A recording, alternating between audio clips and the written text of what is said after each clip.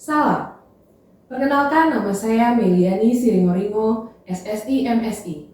Saya merupakan salah satu dosen program studi S1 Statistika, jurusan Matematika, Fakultas Matematika dan Ilmu Pengetahuan Alam, Universitas Mula Warman. Pada kesempatan ini, saya akan memaparkan salah satu materi dari mata kuliah Metode Statistika. Mata kuliah Metode Statistika merupakan salah satu mata kuliah wajib program studi yang terdiri dari 3 SKS yang meliputi 2 SKS teori dan 1 SKS praktikum. Mata kuliah ini akan membahas tentang teori dan penerapan analisis-analisis dasar statistika seperti analisis independensi, analisis korelasi, analisis regresi linier, dan analisis variansi. Mata kuliah ini memiliki mata kuliah prasyarat, yaitu mata kuliah statistika dasar.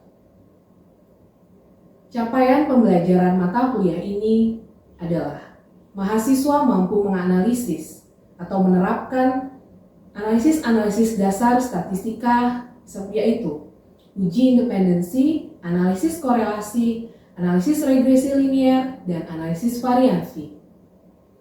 Materi pembelajaran yang akan diberikan pada mata kuliah ini antara lain uji independensi, analisis korelasi, analisis regresi linier sederhana, analisis regresi linier berganda, analisis variansi satu arah, uji kesamaan beberapa variansi, uji perbandingan ganda, analisis variansi dua arah tanpa interaksi, dan analisis variansi dua arah dengan interaksi. Sistem pembelajaran yang akan digunakan adalah pembelajaran tatap muka dengan model atau metode pembelajaran adalah contextual instruction, case-based learning, dan project-based learning. Dalam pembelajaran, mahasiswa akan mendengarkan materi yang disampaikan oleh dosen, kemudian akan ada tanya jawab, juga mahasiswa akan diberikan tugas. Dosen dan mahasiswa juga akan berdiskusi pada pembelajaran studi kasus dan proyek. Sistem penilaian dilakukan mengacu pada Surat Rektor nomor 8.640/PK.03.07/2023 mengenai skema penilaian mata kuliah, yang mana mata kuliah metode statistika mengikuti skema penilaian 5 yang terdiri dari ujian tengah semester dengan bobot 15%, ujian akhir semester dengan bobot 25%, tugas atau studi kasus dengan bobot 15%, proyek dengan bobot 15%, praktikum dengan bobot 20%, dan afektif dengan bobot 10%. Berikut adalah proses pembelajaran salah satu pertemuan mata kuliah metode statistika dengan materi mengenai analisis korelasi. Selamat menyaksikan. Ya baik, selamat siang semuanya. Siang. Ya, bagaimana kabarnya hari ini? Baik, sudah makan ya semuanya ya? Oke, kalau keadaannya sehat kemudian sudah makan berarti sudah siap mengikuti pertemuan kita pada hari ini. Mata kuliah kita apa? Metode statistika. Oke, seperti yang kita lihat di depan, materi kita hari ini adalah analisis korelasi untuk pertemuan yang kedua. Ya. Sebelum kita membahas lebih lanjut tentang analisis korelasi, kita ingat kembali materi kita sebelumnya yaitu tentang uji independensi. Ya, yang mana ada kaitannya atau ada kesamaan dengan materi yang akan kita bahas pada hari ini. Kalau uji independensi itu uji apa? Uji independensi itu uji apa? Kualitatif itu datanya ya. Uji independensi itu adalah uji tentang hubungan berapa variabel? Dua variabel. Tapi data yang digunakan adalah data kualitatif, khususnya skala nominal ya, karena uji chi-square itu adalah uji hubungan dua variabel yang khusus untuk data nominal. Nah, apa kesamaannya dengan materi kita hari ini, analisis korelasi, yang juga akan berbicara tentang hubungan dua variabel. Apa bedanya dengan uji independensi? Nanti kita bahas lebih lanjut. Baik, dari mata kuliah ini atau pertemuan ini khususnya kita berharap bahwa mahasiswa mampu menerapkan analisis korelasi pada kasus yang sesuai dan tepat. Jadi diharapkan setelah pertemuan ini nanti mahasiswa akan bertambah kemampuannya, yaitu mampu menerapkan analisis korelasi pada kasus yang sesuai dan tepat. Oleh karena itu saya harap kalian semua dapat memperhatikan apa yang saya berikan materinya pada hari ini. Baik, kita mulai saja tentang analisis korelasi. Yang pertama adalah, tadi saya sudah bahas bahwa korelasi itu tentang hubungan dua variabel, tapi hubungannya fokus ke hubungan yang linier. Ya, jadi hubungannya linier. Nanti kalau misalnya kalian dapat data, kalian lakukan analisis korelasi, ternyata tidak ada korelasinya, bukan berarti dia tidak ada hubungan, tapi memang tidak ada hubungan secara linier, ya. Itu. Jadi korelasi fokus ke hubungan linier antar dua variabel. Sedangkan analisis korelasi adalah analisis yang digunakan untuk mengetahui dan mengukur kekuatan hubungan linier antar dua variabel. Jadi dalam analisis korelasi nanti kita berbicara tentang bagaimana kita mengetahui dan mengukur kekuatan hubungan linier antar dua variabel. Ya. Oke, ini bisa dilihat secara sekilas ya. Kalau grafik, kalau kita gambarkan dalam kurva, yang linier yang di atas, jadi titik-titik data akan menunjukkan garis ya, atau mengikuti garis linier. Sedangkan kalau yang non linier ya tentunya tidak, titik-titik datanya tidak membentuk garis yang linier ya. Oke, dalam analisis korelasi kita mulai dulu sebagai statistika ya. Kalau kita belajar ada deskriptif, ada inferensi. Nah, kalau dalam analisis korelasi kita mulai deskripsinya dari scatter plot dulu. Atau boleh kalau kalian mau ngecek ada tidaknya distribusinya dari yang deskripsi masing-masing variabel. Tapi kalau misalnya untuk analisis korelasi, deskripsinya kita mulai dari scatter plot, langsung deskripsi secara dua variabel. Misalkan satu variabel kita simbolkan X ya, variabel yang lain kita simbolkan Y. Maka kita mulai dari scatter plot dulu. Scatter plot atau diagram pencar ini adalah grafik yang digunakan untuk melihat pola hubungan antar dua variabel. Jadi kalau kita ingat materi kita di sekolah dulu ya, zaman SMP, SMA mungkin menggambarkan titik X, Y di diagram Kartesius ya, sumbu X, sumbu Y. Nah, ini adalah contoh dari diagram pencar. Jadi diagram pencar nanti kita gambarkan di sumbu X, sumbu Y. Ya, jadi titik-titik datanya nanti kita gambarkan, ini contohnya. Jadi kalau dia mengikuti, kalau seandainya kita tarik garis lurus, dia cenderung mengikuti garis lurus tersebut. Ya, bisa mengarah seperti ini ya, atau nanti dia ke bawah. Ya, nanti tergantung pada tanda dari nilai korelasinya. Oke, jadi awalnya dulu kita lihat dulu ya. Jadi langkah awal kita melakukan analisis korelasi, kita gambarkan dulu scatter plot dari variabel X dan variabel Y kita. Kalau ada kecenderungan linier, kita boleh lanjut ke analisis korelasi. Karena biasanya kalau dari scatter plot saja tidak terlalu memperlihatkan pola linier, maka kalau kita hitung nilai korelasinya pun sangat kecil. Oke. Nah, ini contoh ya, beberapa grafik atau diagram pencar yang mungkin akan terbentuk dari data X dan Y. Jadi ada yang sempurna positif, jadi nanti kalau nilai korelasinya positif, nanti gambarnya seperti ini. Jadi kalau yang positif seperti ini, yang negatif seperti ini ya. Kalau yang positif ketika X-nya meningkat, Y-nya juga meningkat. Ya, kalau X-nya menurun, Y-nya juga menurun. Kalau yang negatif, kalau X-nya meningkat, Y-nya menurun. Kalau X-nya menurun, Y-nya meningkat. Jadi berbanding terbalik. Jadi kalau yang positif itu hubungan antara X dan Y-nya berbanding lurus. Kalau yang negatif, hubungan antara X dan Y-nya berbanding terbalik. Oke, sampai sini ada yang mau ditanyakan dulu? Tidak ada? Cukup jelas ya? Oke, kita lanjut ke inferensinya. Ya, atau ya inferensinya. Jadi tadi kalau sudah scatter plot kita gambarkan, sekarang kalau memang ternyata ada pola liniernya, maka kita lanjut ke inferensi. Ya, jadi inferensinya, jadi ya ingat selalu ya. Jadi kita mulai dari deskriptif, di mana ini boleh pakai scatter plot ya. Ini langsung antara X, Y ya. Maka kita lanjut ke inferensi. Inferensi dimulai dengan estimasi. Nah, yang kita estimasikan adalah koefisien korelasinya. Kalau populasi kita simbolkan dengan rho, ya, koefisien korelasi yang populasi kita simbolkan dengan rho, ya, nanti yang sampel kita simbolkan dengan R atau estimatornya. Nah, yang menjadi estimator dari koefisien korelasi rho yang merupakan populasi itu adalah yang biasa digunakan adalah koefisien korelasi per persen. Ya, koefisien korelasi persen sama mengukur keeratan hubungan linear antar dua variabel. Oke. Nah, syaratnya apa? Perbedaannya dengan uji independensi tadi ya. Kalau uji independensi tadi datanya kualitatif, kalau korelasi persen itu datanya harus kuantitatif. Interval rasio atau nanti harus kontinu. Karena apa? Ketika nanti kita lanjutkan ke pengujian hipotesis harus mengikuti distribusi normal. Dua variabelnya X dan Y harus mengikuti distribusi normal. Ya.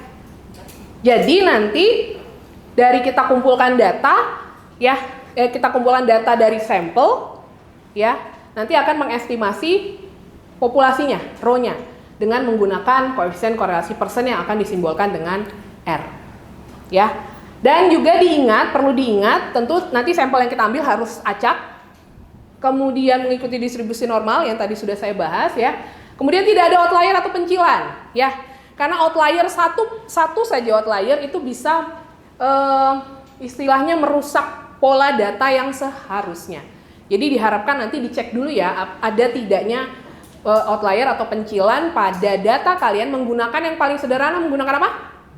Box plot. Oke ya. Nah, kemudian data tentunya harus berpola linear supaya bisa dilanjutkan ke analisis linear dan dia adalah pasangan yang sama dengan subjek yang sama. Dalam artian kalau subjek 1 kalian ukur X dan Y-nya. Jangan subjek 1 atau X-nya dari subjek 1, Y-nya kalian pasangkan dengan dari subjek 2. Tidak boleh gitu ya.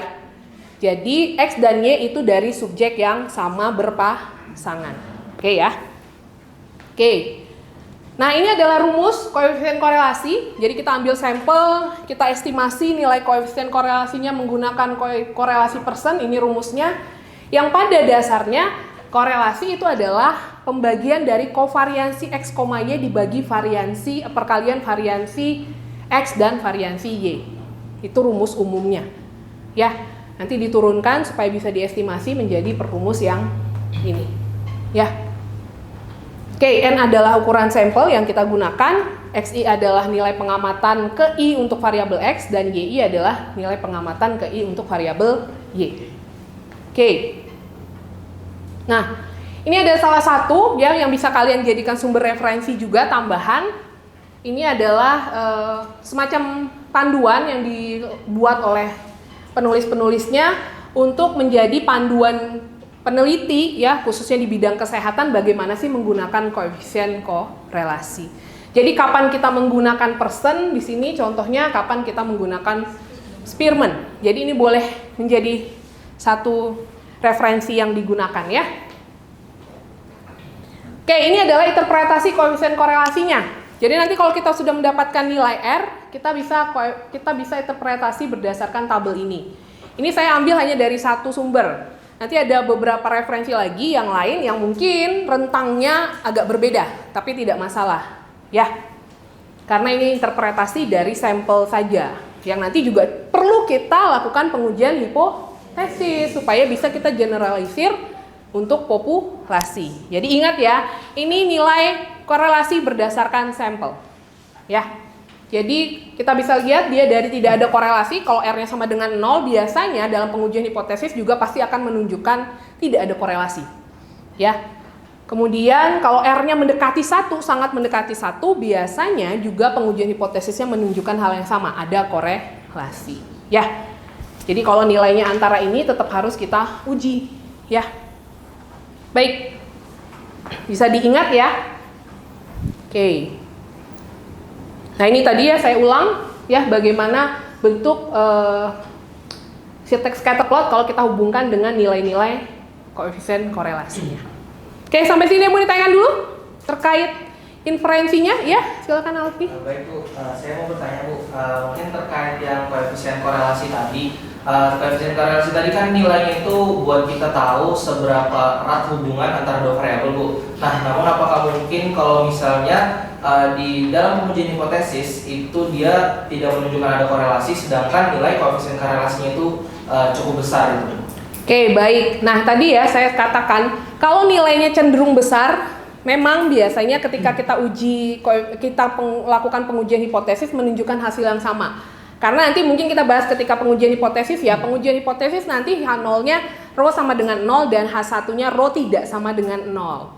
Kecuali kalau kita menggunakan nilai tertentu, ya rho 0-nya kita tentukan, maka bisa jadi hal yang berbeda. Tapi kalau hipotesisnya hanya rho sama dengan 0 dan rho tidak sama dengan 0, biasanya ketika nilai koefisien korelasi R-nya tadi ya berdasarkan sampel cukup besar, maka H0 akan ditolak atau menunjukkan ada korelasi. Makanya harus tetap diuji.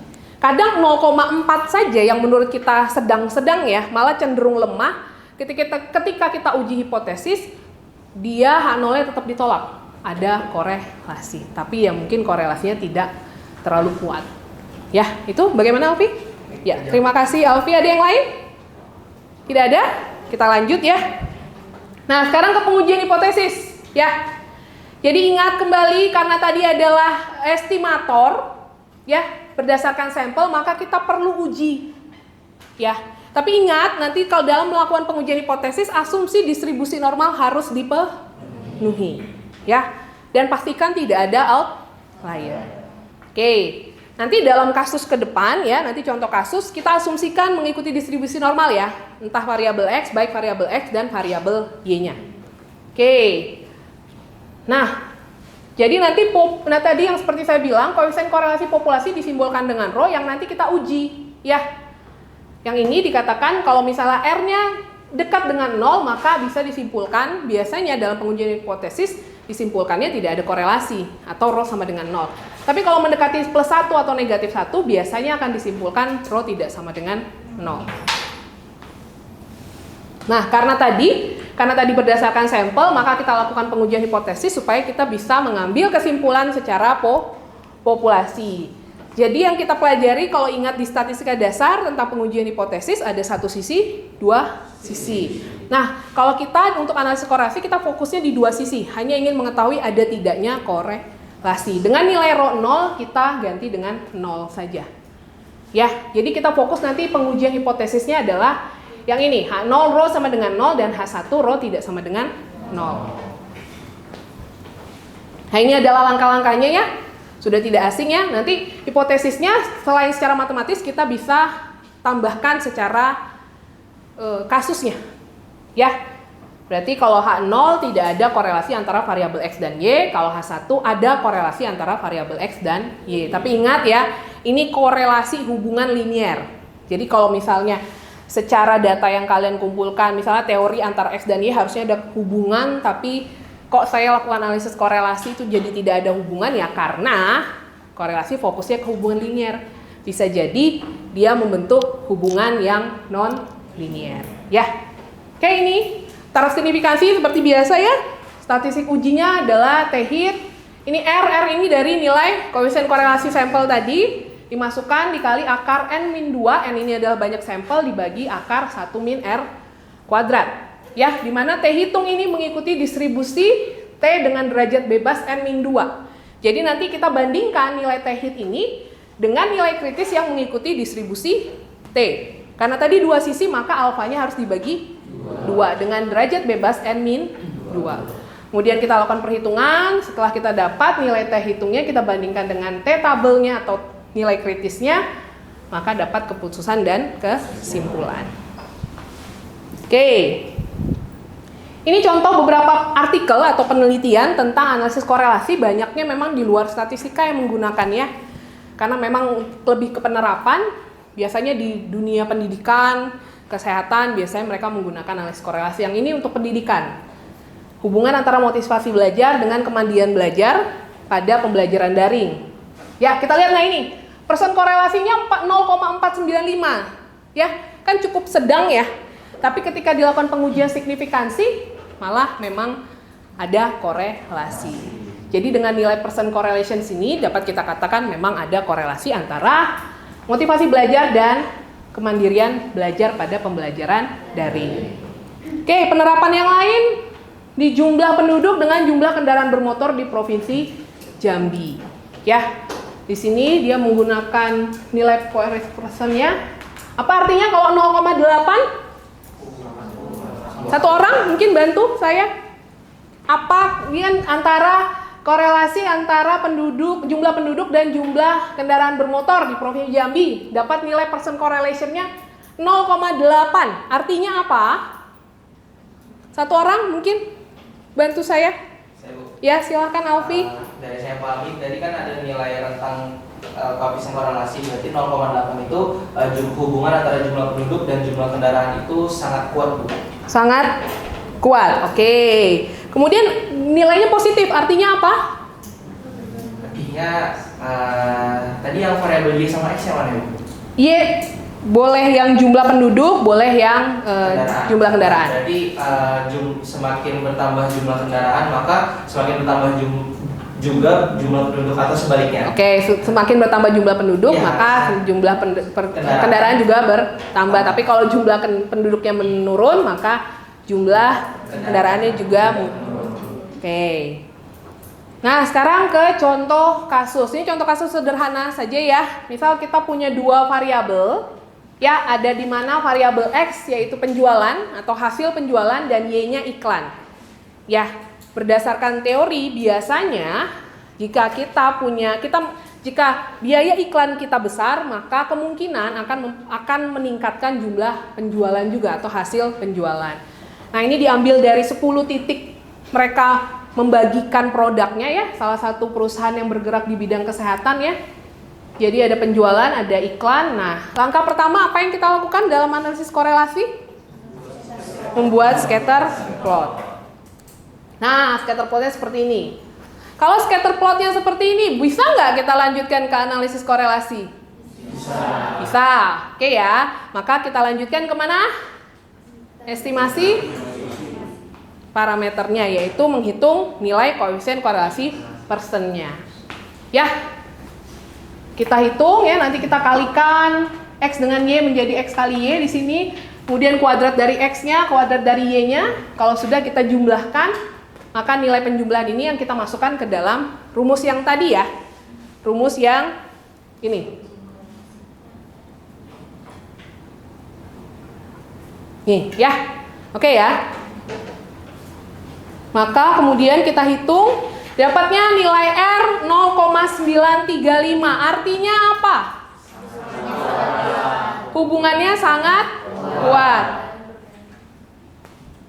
Tandanya positif, artinya apa? Satu orang? Ya, silahkan. Artinya ketika penjualannya besar, maka biaya iklannya juga besar. Oke. Oke. Kalau biaya iklannya kecil, maka mungkin penjualannya juga pasti kecil. Gitu ya. Jadi ini arti dari nilai 0,935 terhadap kasus yang kita gunakan antara hasil penjualan dan biaya iklan. Nah, tapi ini karena sampel, bisakah kita menarik kesimpulan dari sampel saja? Tidak bisa. Ya, jadi nilai 0,935 ini kita uji dulu dengan pengujian hipotesis. Ya. Nah, bagaimana pengujian hipotesisnya? Siapa yang mau bantu saya untuk ke depan? Ya, silakan Faris. Nanti teman-temannya sambil ya, tolong bantu Faris untuk menghitung T-hit-nya.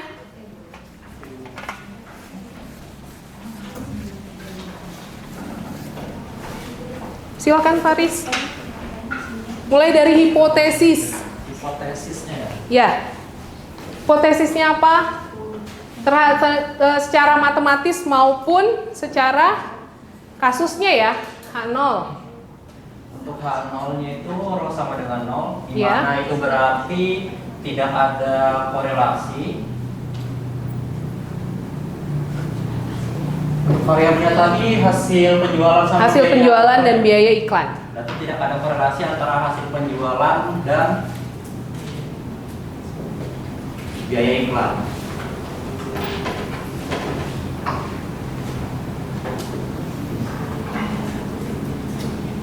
Oke, H1? H1-nya pakai yang dua sisi ini ya, Bu? Ya, dua sisi saja. Berarti rho-nya tidak sama dengan 0. Ya. Berarti dia ada korelasi. oke.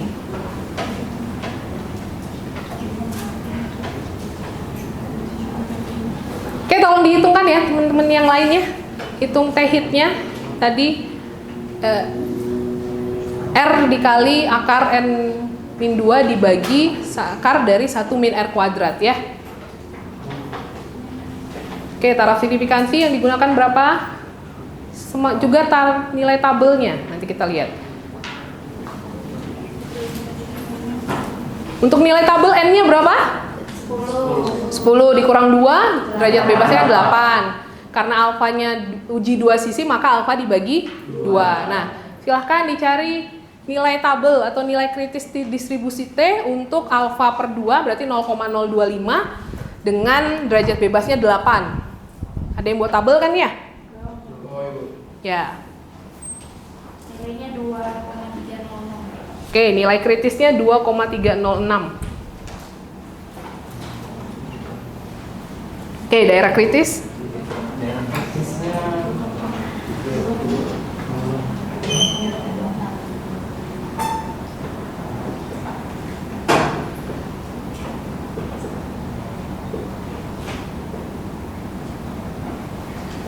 Jika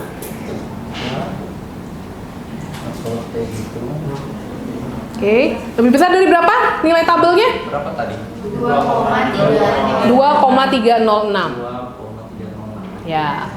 Maka perhitungan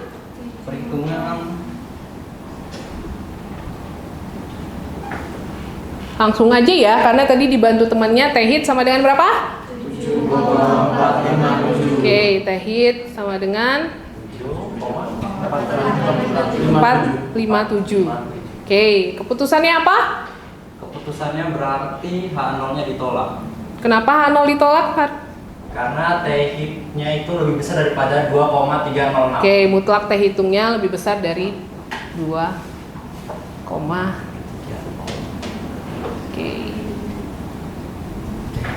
Oke, kan keputusannya H0 ditolak dulu, ditulis Faris. H0 ditolak. Oke, berarti kesimpulannya tulis di sini aja. Kesimpulannya apa? Ada korelasi antara hasil penjualan dan biaya iklan. Oke, paham ya sampai sini ya? Bagaimana memulai analisis korelasi dengan mengecek dulu scatter plotnya. Kemudian kalau ada kecenderungan linier maka lanjut ke inferensi yaitu estimasi, kemudian ke pengujian hipotesis. Ya, kalau sudah berarti selesai analisis korelasi kita. Sampai sini ada yang mau ditanyakan? Terima kasih Faris. Tolong dicatat ya, ambil ya. Ada yang mau ditanyakan sampai sini? Gak ada ya, berarti kalau tidak ada saya rasa cukup jelas materi kita hari ini. Maka ada tugas ya, jangan senang dulu. Kita lanjut dengan tugas di rumah ya. Ada 3, ya tadi kan ada beberapa penerapan ya untuk analisis korelasi. Maka tugas yang pertama cari artikel ilmiah yang variabelnya kita bisa pakai. Yang datanya kita bisa dapat dari sumber-sumber resmi seperti BPS, BI, dan lain-lain. Kemudian yang kedua lakukan analisis deskriptif pakai box plot dengan diagram pencar. Untuk box plot supaya tidak ada pencilan kita cek. Kemudian ketiga kita lanjutkan ke analisis inferensinya yaitu estimasi parameter korelasinya dan pengujian hipotesisnya. Oke, jelas ya? Oke, jelas, nanti ini saya bagikan untuk list tugasnya ya. Jadi silahkan dicari mulai dari sekarang, nanti dikumpul minggu depan. Kalau tidak ada lagi yang ditanyakan, jelas tugasnya? Jelas. Kalau tidak ada lagi yang ditanyakan, berarti saya akhiri perkuliahan kita pada hari ini. Saya ucapkan terima kasih, mohon maaf apabila ada kekurangan kesalahan. Kita ketemu lagi di minggu depan. Selamat siang.